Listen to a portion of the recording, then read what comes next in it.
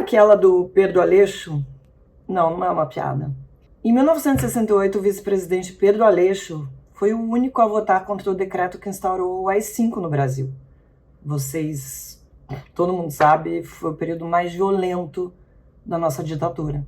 Pedro Aleixo, que apoiou sim o golpe militar, foi a única voz dissonante entre os 23 membros do Conselho de Segurança que se reuniram no Palácio das Laranjeiras, no Rio de Janeiro, a pedido do então presidente Arthur da Costa e Silva. A alegação do vice-presidente é de que o maior problema naquele decreto não eram os militares, mas o guarda da esquina. Esse episódio faz parte do folclore da história política do país.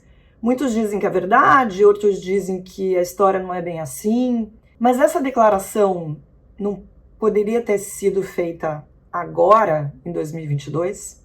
Eu entendo que todo mundo dê tanta atenção aos militares que estão mais alvoroçados do que pavões no cio. Você já viu um pavão no cio quando quer namorar, quando tá tentando conquistar alguma coisa?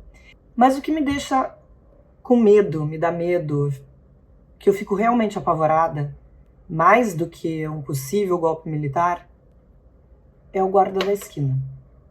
Eu falo isso desde o começo de 2022. O nosso problema real é o guarda da esquina. O Jorge... Nossa, que pegadinha o nome desse cara. O Jorge José da Rocha Garanho, o assassino do Marcelo Aloysio Arruda, o tesoureiro do PT, que comemorava lá seu aniversário na noite de domingo, 10 de julho, é um guarda da esquina. E o que a gente vê é o presidente Jair Bolsonaro se dedicando a alimentar essas pessoas e grupos cada vez mais radicalizados e cada vez mais armados para ter um guarda em cada esquina do país.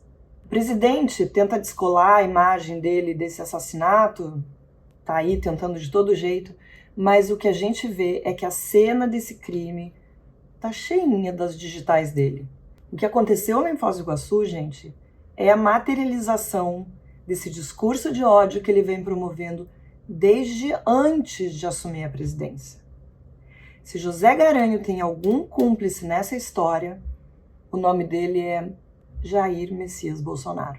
E eu sou Marilis Pereira Jorge e, como eu sempre digo, de tédio a gente não morre. Vinheta.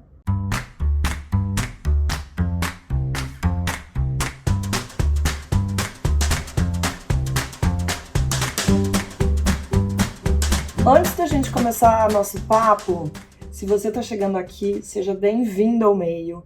Aproveita para assinar o canal aqui no YouTube. Aproveita para assinar o canal aqui no YouTube, é de graça. Deixa seu like, aciona o sininho aí para receber as notificações. E aproveita também para se inscrever para receber a newsletter do Meio, que chega cedinho, às 7 da manhã, lá no seu e-mail. São 8 minutos de leitura rapidinho, com todas as notícias que você precisa para encarar o dia, muito bem informado. Mas vamos embora continuar esse papo. Gente, Jair Bolsonaro pode negar o quanto quiser, mas além de todas as atrocidades, e tem uma lista das coisas que ele já disse, ele sempre deixa claro que governa apenas para o seu eleitor. O resto, a gente, que se lasque, se mude para Cuba ou vá para a ponta da praia. Se você não se lembra, uma semana antes da eleição, em 2018, num discurso super inflamado, o Bolsonaro disse que ia mandar a petralhada para a ponta da praia. E foi ovacionado pela militância, que nem de perto era o que veio a se tornar. A Ponta da Praia é uma referência à base da Marinha que fica na Restinga de Marambaia, aqui no Rio. É um lugar lindo, lindo, lindo, lindo mesmo. Mas Ponta da Praia virou uma gíria entre os militares para se referir ao lugar clandestino para onde se levavam presos políticos que eram interrogados, torturados, assassinados e desovados. No começo de setembro de 2018, ele já tinha dito a mesma coisa quando ele estava numa visita ao Acre. A frase que ele disse foi a seguinte: vamos fuzilar a petralhada toda aqui do Acre. Lá naquela época, a Procuradora-Geral da República, Raquel Dodge, pediu explicações ao então candidato do PSL. A coligação O Brasil Feliz de Novo, que era encabeçada pelo PT, ajuizou uma ação no Supremo Tribunal Federal pedindo que o Bolsonaro respondesse por injúria eleitoral, incitação ao crime e ameaça. Lá em 2018, ele foi questionado por jornalistas e disse a mesma coisa que ele repetiu agora, em 2022. Disse que era figura de linguagem. E o que aconteceu lá atrás? A Raquel Dodge não viu motivos para indiciar o Bolsonaro. O que aconteceu agora no último domingo, em Foz do Iguaçu, não foi um acidente, gente. Foi uma tragédia anunciada. Jorge Garanho não é um lobo solitário. Ele saiu de um caldeirão radicalizado do bolsonarismo que está só começando a ferver. De onde ele veio, tem muito mais gente, com o mesmo discurso que é defendido por ele: armar a população e se livrar do PT. Se você entrasse nas redes sociais dele, você ia ver justamente isso. Agora, quem é o político que repete essas coisas sem parar? Jair Bolsonaro. Quem é o político que garantiu a flexibilização da compra de armas? Jair Bolsonaro. O número de registros oficiais de armas triplicou nos 3 primeiros anos do governo Bolsonaro. No final de 2021, eram mais de 2 milhões de armas em arsenais particulares. Esses dados são da Polícia Federal. Então, gente, não resta a menor dúvida. O Bolsonaro é o avalista do atirador de Foz do Iguaçu, assim como ele tem dado carta branca a todos que promovem essa rinha política que virou o Brasil. E ele tem feito isso desde antes de assumir o poder. De verdade, eu acho que a gente não está prestando atenção na gravidade do que está se desenhando aí pela nossa frente. As instituições, por enquanto, têm barrado os ímpetos golpistas do presidente, mas eu acho que a gente não pode dizer a mesma coisa sobre os seguidores do presidente. A gente está sendo testemunha de como a democracia vem sendo corrida pelas beiradas. E por gente aparentemente insignificante. Alan dos Santos, Oswaldo Eustáquio, todos os parlamentares da banca governista que passam o dia aí disseminando ódio e desinformação nas redes sociais. Mas até agora, o que a gente estava vendo é uma violência no campo virtual. Até agora. O Jair Bolsonaro está seguindo tintim por tintim o roteiro do livro Como as Democracias Morrem, do Steven Levitsky e do Daniel Ziblatt. Eu acho que a maioria das pessoas que acompanham a política conhece o livro, mas parece não estar levando a sério o que está acontecendo, ao contrário desse presidente golpista. Agora, se você não conhece, eu recomendo. Esse livro mostra que as democracias hoje, elas não morrem por meio de um golpe ou de uma revolução, mas, como eu disse antes, pelas beiradas, gente, pelas bordas. O Bolsonaro faz tudo o que foi descrito nesse livro. Tá lá, a receitinha completa. Ele rejeita as regras do jogo político. É só ver como ele ataca o STF, o Congresso, ultimamente o TSE, o Tribunal Superior Eleitoral. O Bolsonaro nega legitimidade aos adversários. E como é que ele faz isso? Ele trata os adversários políticos como inimigos. Outra coisa que ele faz é essa tentativa constante de reduzir as liberdades civis de quem é crítico a ele. Que é um exemplo? Vocês lembram do professor de Palmas que mandou colocar um outdoor dizendo que o Bolsonaro não vale mais do que um pequi ruído? Esse professor foi investigado porque mandou colocar lá esse outdoor na cidade de Palmas, no Tocantins.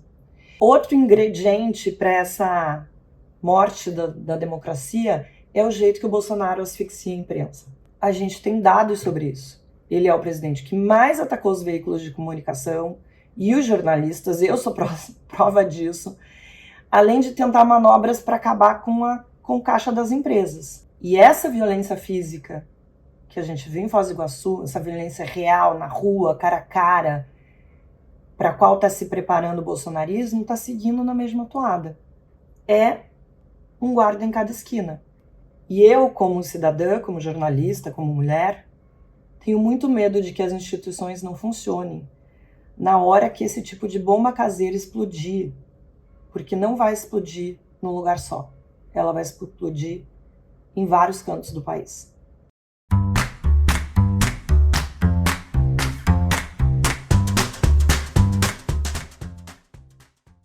uma olhada nessa foto. É isso que você está vendo, gente. Olha só. Homens vestindo jalecos com as calças abaixadas, usando as mãos aí para imitar o formato de uma vulva. Essa foto foi postada em 2017. Eram estudantes do último ano de medicina da Universidade Vila Velha, no Espírito Santo. E a hashtag que acompanhava a foto dizia hashtag pintos nervosos. Sabe o que aconteceu? Eles reconheceram que o comportamento era inadequado, pediram desculpas. A reitoria da universidade determinou que os alunos deveriam se comprometer a executar trabalhos de responsabilidade social, abre aspas, sob a supervisão da coordenação do curso de medicina em prol das causas da mulher e do gênero, fecha aspas. Ou seja, não aconteceu nada. Os 12 homens que aparecem nessa e em outras fotos se formaram e devem estar aí exercendo a medicina livremente. Ai, difícil. Não foi a única foto que circulou por aí. Alguns alunos de medicina da Unesc, em Colatina, fizeram a mesma coisa nessa época e dobraram a aposta. A hashtag que eles usaram foram Tamo Junto UVV e CRM Caça Nós.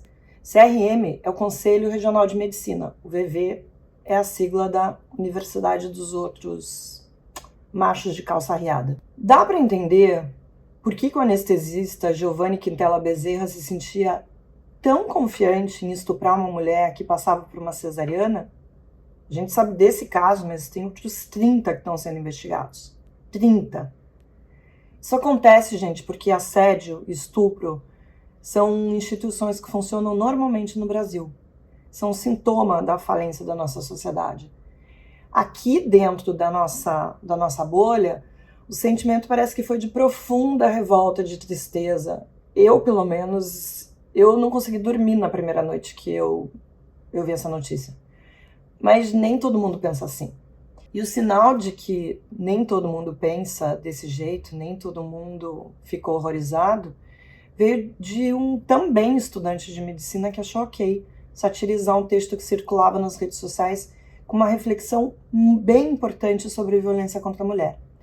O texto era da fotógrafa Trace Fig e falava sobre como a mulher é vulnerável.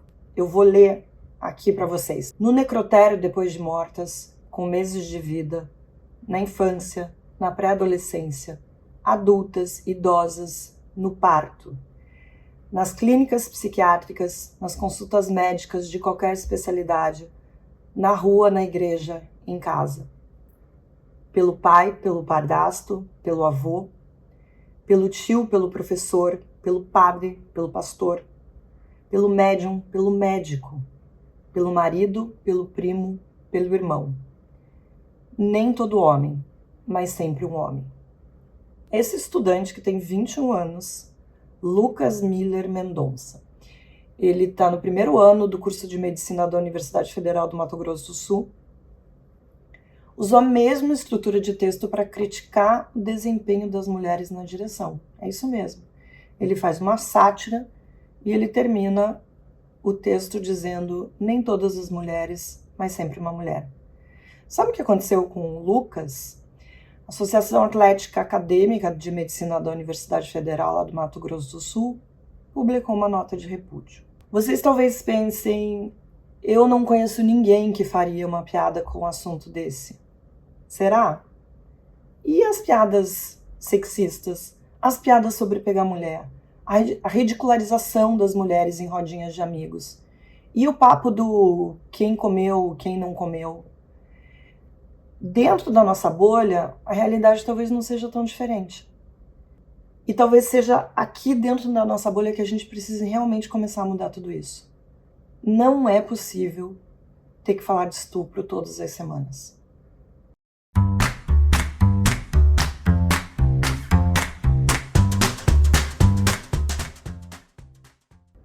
Então vamos embora pro nosso café.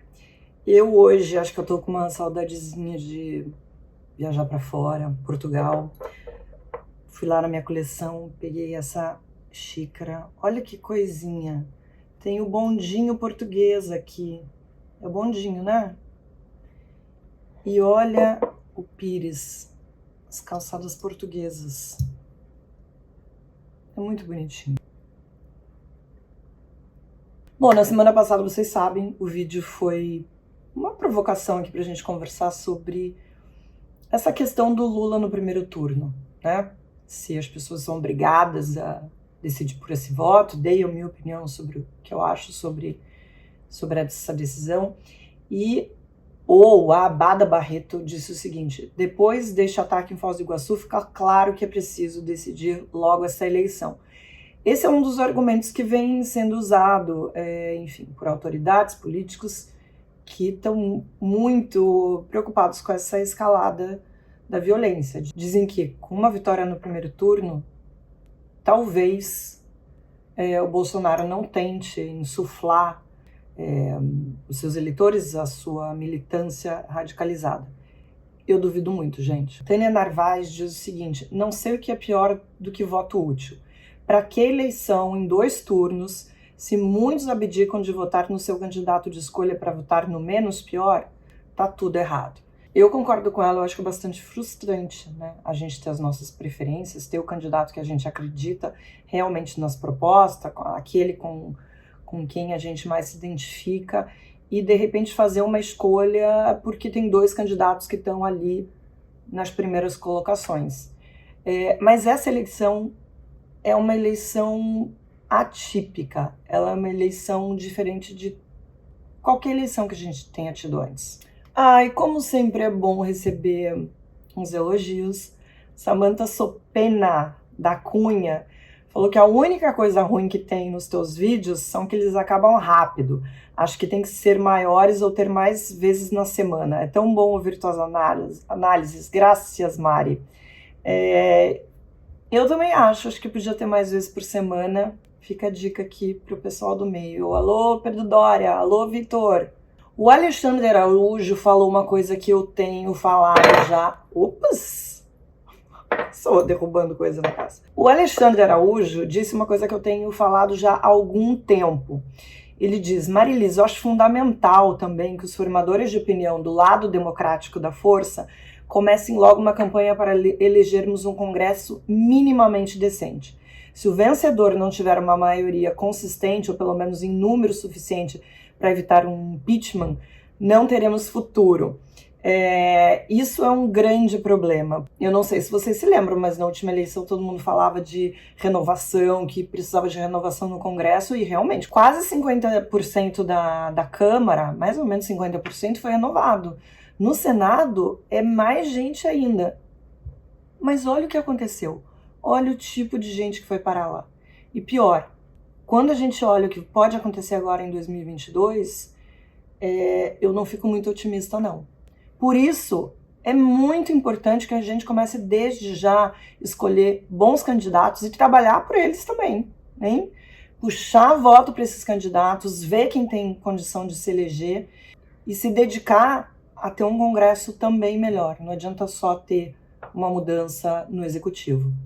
O Lucas Bragança assistiu o filme que eu indiquei na semana passada. Se você não assistiu, vai lá no vídeo da semana passada para ver minha dica.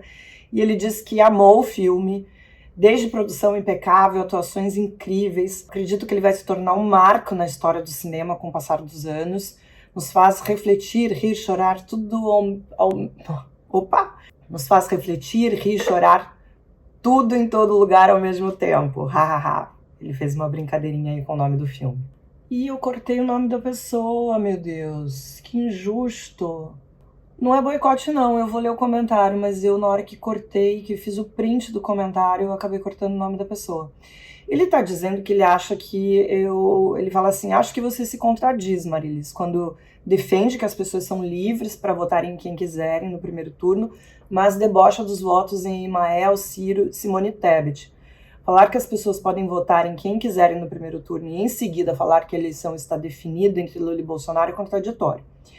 Olha só, que eu falei que neste momento as pesquisas, o retrato deste momento mostra que a eleição vai ser decidida entre Lula e Bolsonaro. Isso pode mudar lá para frente.